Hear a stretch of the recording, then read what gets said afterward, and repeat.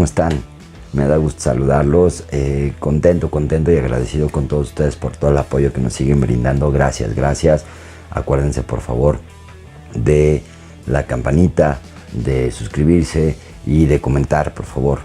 Yo sé que no hemos subido nada de modelos, pero bueno, hemos tenido algunos problemas ahí personales que pronto se empiezan a arreglar y ya empezaremos a colgar más material. Les quiero recordar que tenemos evento en Puebla 4 y 5 de mayo. Por favor, échenos la mano, láncense para el TEC de Monterrey, Campus Puebla. Va a estar chido, la neta es que va a estar fregón. Ojalá y estén por ahí. El sábado tenemos tres pláticas muy interesantes con Ramón García, con Arturo Merino, uno experto en autos, en automóviles civiles, el otro en aviones. Por ahí estaré dándoles lata un ratito, una hora y media también, dándoles una charla y platicando con ustedes. El día domingo tenemos a Edgar Castrejón, que nos viene a dar una plática bien interesante que ya le traíamos ganas desde hace tiempo, de escultura y el cómo esculpir. Además de ser una plática, va a ser interactiva, entonces eso va a estar padre. Y bueno, ya tenemos varias tiendas apuntadas y puestas en el rollo. Por ahí vamos a estar con el canal. Láncense, va a estar de veras, va a estar poca madre. Hoy, ¿qué les presento? Les presento una sobremesa modelística.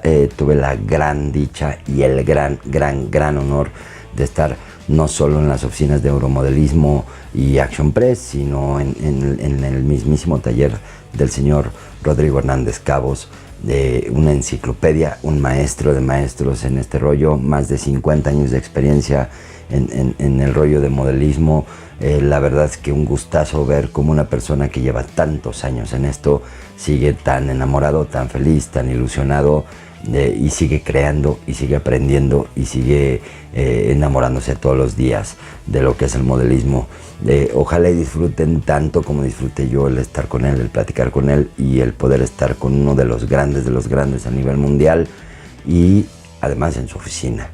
Les dejo la plática que tuvimos con el señor Rodrigo. Maestro, le envío un fuerte abrazo, y banda, gracias por seguirnos. Nos vemos en el próximo video. Cuídense. Bye.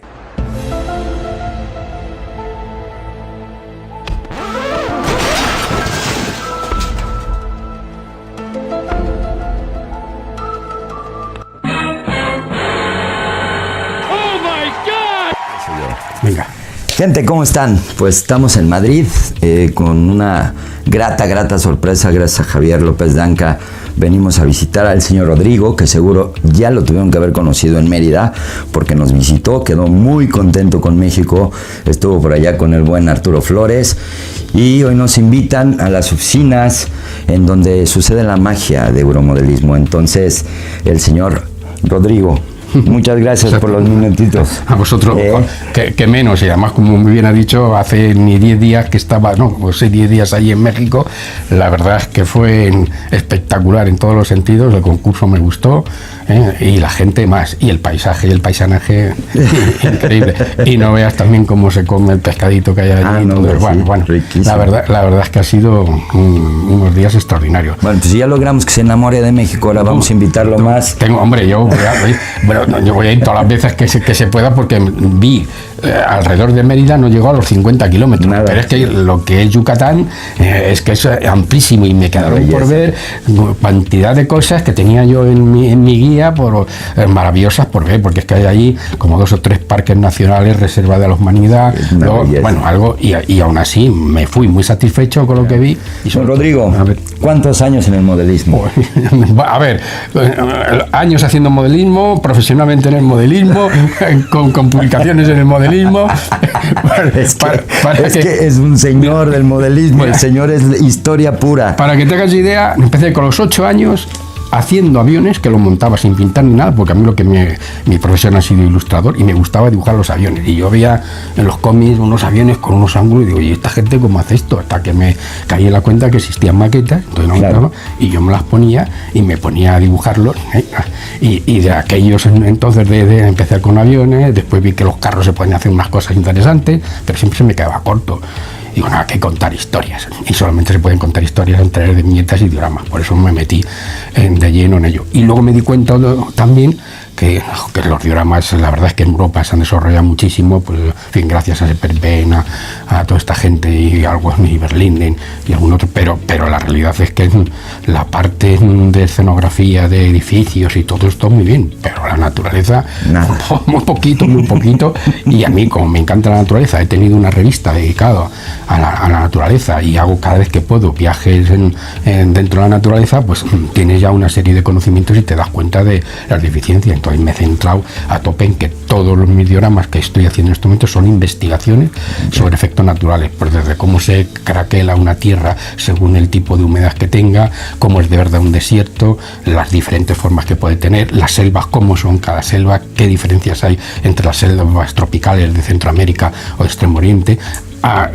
cosas y detalles increíbles, pero son muy importantes a distinguir la gente la diferencia que hay entre un cocotero y una que sirva y un datilero, es decir, una palmera datilera, que son las que está en el desierto, porque lo veo entremezclados continuamente sin ton ni son por falta de conocimiento.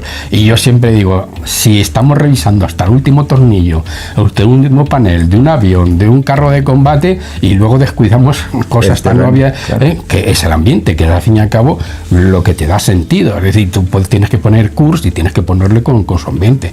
Mira, ahí de estos ejemplos tengo muchísimos. Ahora estamos terminando un libro donde está la batalla de Iwo Jima, y he visto Iwo Jima haciéndolo muchos autores y de buena calidad, poniendo palmeras cocoteras, y no existían. Ahora sí, las han plantado ahora, pero en la época no las había, ¿no? Entonces yo creo que es muy importante. Entonces, si estás en el norte de África, pues se parece, pero es diferente a lo que es Egipto, Libia, y ya sin embargo Túnez es muy parecido ya al continente, al sur de España, y con especies comunes que se pueden utilizar. Entonces, pues es importante. Y luego saber cosas también curiosas, ¿no? Porque a lo mejor de pronto, ahora como vemos que en el sur o en Italia vemos allí unas chumberas muy hermosas, nos pensamos que han estado toda la vida. La gente las pone y lo pone en un diorama de romano. Pues no.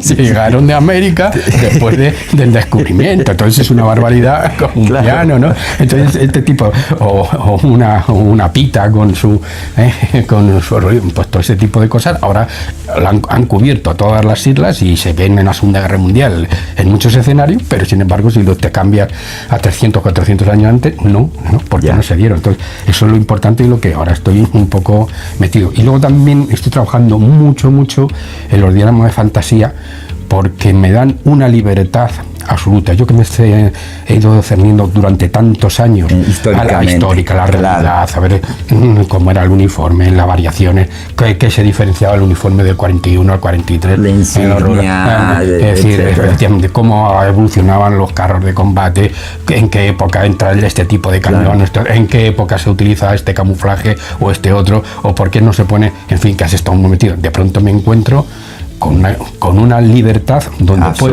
puedes desarrollar toda tu capacidad creativa en cuanto a composición, en cuanto a idea, en cuanto a combinación de colores, en cuanto a esas ideas locas que tenías, poderlas plasmar. Entonces sigo compatibilizando lo que es el diorama clásico, sobre todo muy orientado en ambientes naturales, pero también estoy trabajando ahora mucho la fantasía también en la parte de terreno, porque para las figuras, para mí ya está mi hijo Rodrigo, que es un crack en todos los sitios donde va. Sí, don. El señor Rodrigo es experto, es un señor en lo que son dioramas, terrenos, escenografías, de verdad. Yo tuve la oportunidad de ver un poquito ahí en Leganés de la plática que estuvo dando. Además, está tan enamorado de lo que hace después de tantos años que se te impregna, y entonces no puedes dejarlo de oír y de ver lo que hace con sus manos. ¿Cuánto tiempo con la edición de revistas y libros? Pues fíjate, empezamos, que además, fíjate, es curioso, porque nosotros somos más conocidos desde Norteamérica, Sudamérica, en la etapa en que empezamos a publicar, nuestras primeras publicaciones, que fue Modelismo Historia, que fue en el año 80, con Hobby Press.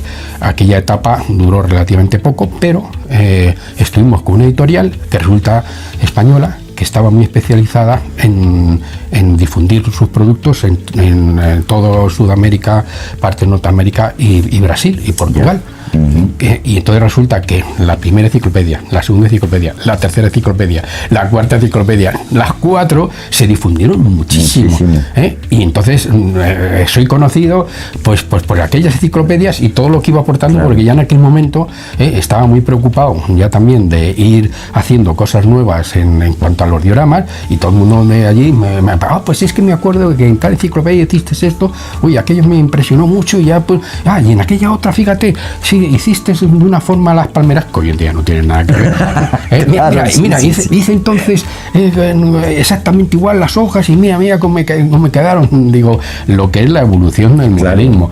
El último que he hecho de desierto con las nuevas palmeras no tiene nada que ver, porque ya ha avanzado tanto la técnica que es algo impresionante. Pero bueno, en aquella época se hacía de una manera, se hacía más manual. Ahora realmente es más perfecto, porque se ven y están las hojas tan bien hechas. Ahora también es su trabajo, porque hacer una palmera bien hecha, en condiciones, y colocar el fotograma, trabajarte lo que es hoja el fotograma, para que tenga su curvita, para que tenga su forma, para que no quede como pinchos y tal, pues también tiene su magia, es decir, que lleva también su trabajo. Pero claro, ahora los resultados son espectaculares, como se pueden ver. Hay veces que pones una foto real y pones el modelo y no se distingue cuál es una cosa de otra, porque se ha avanzado mucho técnicamente. Entonces es muy importante. Y luego otra cosa que te contribuye esto para el conjunto es que cada vez creo que el modelismo tiene que ser algo como más personal, más expresivo y más contador de historias. Es decir, un avión hoy en día hace los aviones maravillosamente mucha gente, o un vehículo civil o un militar, pero ya en estos momentos se queda en una máquina bien realizada, con gracia. Pero eso tiene que ser ya la primera parte de un todo, y ese todo es hacer una escena donde tú estés contando tu visión de las cosas a través de unos personajes, de un escenario, de unos vehículos, y cuentes una historia que de alguna forma te llegue y te remueve, o que sea capaz de llegar a alguna lectura que tú has visto en algún momento y te lo recuerde. Es decir, darle un poco más de vida, contar historias a través de, que yo creo que eso es lo que siempre ha querido hacer cualquier artista, y por lo que en el ámbito del modelismo se queda cercano a lo que es lo artístico, pero no deja de ser algo que es manual y artesano. ¿Por qué? Porque le falta ese último toque de chispa. Los grandes modelistas que hoy en día hay y que realmente traspasan esas fronteras, como puede ser Van Gils, es porque están trascendiendo y contando historias a través de lo que hacen. Ahora, no hay que pedir peras como dice, al olmo, porque aquí hay muchos modelistas que lo que les gusta es hacer su modelo, le encanta, y ahí acaba todo. Pero parte de la evolución, a final de cuentas, parte de la evolución es el famoso weathering que ahora vemos también en los modelos. Efectivamente. Que siempre ha existido, pero no con este nivel que actualmente está. Porque había un planteamiento, yo creo, que en un principio era lógico, pero erróneo. Todo eso parte de las directrices inglesas, francesas también, y los IPMS, que siempre se han cogido un poco el modelismo con papel de fumar y con toda una cantidad de clasificaciones es decir, y restrictivas de todo tipo, y se habían apartado de la realidad. Hacían modelos bonitos que podías verlos posiblemente en un museo, perfectos como eso. Pero yo desde un principio, y por mi cualidad de ilustrador, yo tenía que hacer las cosas realistas, y yo veía fotos tanto en blanco y negro como color que para nada se parecían a los modelos que yo veía. Es decir, sí eran el modelo, pero no era el modelo metido en su acción, en su ambiente, con las consecuencias de lo que está ocurriendo, clima, etcétera. Pero y todas las circunstancias que le rodean. Mira, hay un detalle que me acuerdo muy bien, porque hubo unos libros que creo que han circulado mucho también por todo el ambiente latino, de San Martín, sobre el P40. Y había una descripción de un piloto que decía: los motores que llevamos necesitan un calentamiento mínimo de 15 a 20 minutos hasta que coges un revolución condiciones para que coja bien. Cuando había una alarma, al minuto teníamos que estar al aire. Dice, al principio por los escapes salía más aceite, más fuego, más chorro y más humo que otra cosa. Dice, con lo cual siempre teníamos los aviones con una capa de grasa y de porquería que cubría desde el lateral de los escapes hasta el timón de cola. Y eso no se ha experimentado. ¿Por qué? Porque les parecía feo a los... Claro, tenía que estar impecable, tenía que estar, ¿no? Impoluto, pues no, la realidad no es así. Puedes hacerlo impecable, pues es tu colección y lo puedes hacer como está en un museo y nadie te va a decir lo contrario. Sí, pero nos alejamos de las historias, que era el... Me acuerdo también otra anécdota de Rudel, el famoso piloto de Stuka, que habla que estaba atacando una columna de carros y uno delante de ellos explotó y se incendió y él no le dio tiempo a maniobrar y pasó justo por toda la bola de fuego. Dice, cuando llegué al campamento, toda la parte de abajo estaba negra y todos los laterales, la pintura se había desprendido. Dice, pues estuve volando con ese mismo avión casi 20 días hasta que pudimos retornar, porque la urgencia era tal en el frente que no podíamos entretenernos a ponernos a pintar ni cosa por el estilo. Sí, porque además de repente oímos el... pues yo en la Segunda Guerra Mundial no he visto tanques oxidados. Pues vamos a ver. Nadie ha visto nada porque en la Segunda Guerra Mundial no había fotos. Es que se confunde. Evidentemente no caía el óxido en chorretones. Claro. Eso solamente en los carros abandonados y con tiempo. Pero el chorretón era de la propia suciedad. Claro. Es decir, el movimiento continuamente, pocas veces iban por carreteras. Eran caminos polvorientos y allí se acumulaba el propio polvo, la grasa de cuando estaban echando el combustible, los próximos, además la porquería de la propia tripulación que no se preocupaban en mal. Y cuando llovía, los chorretones eran escandalosos. Y si se tiene un poquitín de visión y fotos, que hay de las miles para verlo, lo ves perfectamente. Óxido era difícil que existiese, pero guarrería, chorretones y todo tipo de porquerías acumulados por todos los sitios, es total. Y las parrillas que cubren los carros de combate, eso era una cochiquera, porque allí estaba de todo. Entonces, claro, si tú quieres tu carrito de museo limpio y bonito, pues ahí lo haces. Pues eres tú tu propio dueño de las cosas que haces, pero si quieres que estén representando la realidad de una batalla en una época y en un momento, ahí está el Wuthering. Yo llevo desde el primer, si no es la primera enciclopedia, de la segunda, así, con toda esa lucha y continuamente. Luego, afortunadamente, la retomó Miguel Jiménez Mig, que aplicó un montón también de técnicas a ello, y fue un poco el continuador de lo que en su tiempo, en lo que siempre iniciamos, y él lo ha desarrollado, lo ha difundido muy bien. Entonces, en estos momentos se está en ese estado que todavía a los yanquis y a los ingleses les cuesta admitir, porque llevan años y años de tradición con lo mismo. Y yo no digo que no lo hagan así, pues pueden seguir haciéndolo perfectamente, pero si quieren hacer algo realmente realista, hay que tener la nariz de decir, no, yo voy a la fotografía y voy a hacer lo que he visto. Y he visto esta fotografía en estas condiciones y así, pero claro, te ocurre muchas veces en Inglaterra. Lope de Anca, que lleva premios en todos los sitios, en Inglaterra ha conseguido mucho, pero siempre con aviones impecables, impolutos. Siempre ha llevado, es un maestro del Wuthering. Llevan maravillas de aviones con todos sus desgastes, y los ingleses para afuera. Eso es un retroceso, es un retrogradismo insoportable, ¿no? Pues ya huyeron. El señor es maestro, porque así lo llaman aquí los modelistas. No, porque sabe. Tantos años. Es él todo completo, es una enciclopedia de esto. Sigan sus publicaciones, sigan sus libros. El señor sabe mucho y tiene mucho que darnos todavía. Actualmente trabaja mucho en escenarios. Es un mago, digo, el que lo pudo estar viendo y siguiendo en Mérida sabrá que no les digo mentiras. Don Rodrigo, le agradezco el tiempo, el espacio, el permitirme entrar además hasta su taller. Me parece genial, y sobre todo algo importante. Fíjate si llevo años, y además de profesional viendo ello, no he perdido el entusiasmo. Me sigue gustando, me siguen sorprendiendo cosas y sigo aprendiendo de las cosas más inverosímiles que otra gente se les pasa desapercibido. Y sigo con el mismo entusiasmo prácticamente del primer día. Y a mí esto me apasiona. Claro. Y entonces es algo que lo haces con gusto, y al hacerlo con pasión, pues echas toda la carne al asador, y creo que eso alguna vez también se transmite y le llega a mis lectores y a la gente que lo comprende.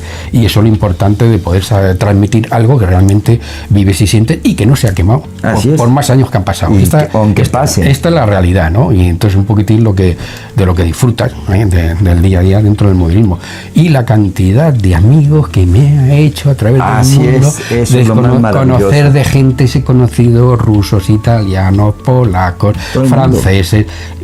Todos los modelistas del mundo somos iguales, queremos las mismas cosas, mira, te quita cualquier velo y te rompe todas las fronteras.